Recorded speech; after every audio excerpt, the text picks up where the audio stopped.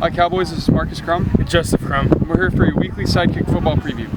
So to start off, the Cowboys last week went up against LD Bell at home. You know, it was a close game, but the Cowboys offense, really as much as it looked like they might have struggled, did not have a bad game at all. Blake Jackson, really a surprise in that wide receiving core.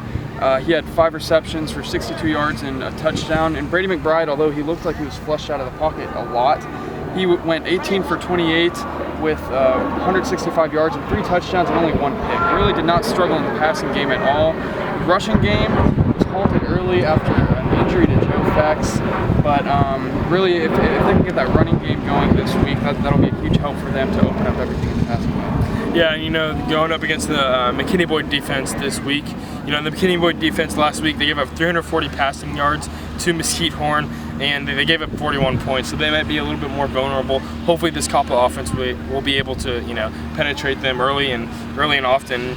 Also last week, the McKinney Boyd offense, their passing attack was decent, I would say. They went 16 for 22 for 222 yards. They didn't really have a featured wide receiver that they threw to, but the rushing attack, they had a rusher who averaged 4.3 yards per carry, so that's decent for going up against the Coppell defense that's looked pretty good so far. Yeah, the Coppell defense last week against LD Bell really stifled that offense. Aside from really 2 drives the entire game, they played phenomenal. They had 4 interceptions. That's just fantastic. And they had the fumble recovery that basically sealed the game in double overtime. So they're looking to come off that performance and really just build on that, because that was probably the best I'd seen them play in a couple of years against an LD Bell team that, you know, maybe not the most talented offense, but it's a really solid team. Yeah. They had some great offensive linemen, so they were really able to get to the passer and just force some turnovers.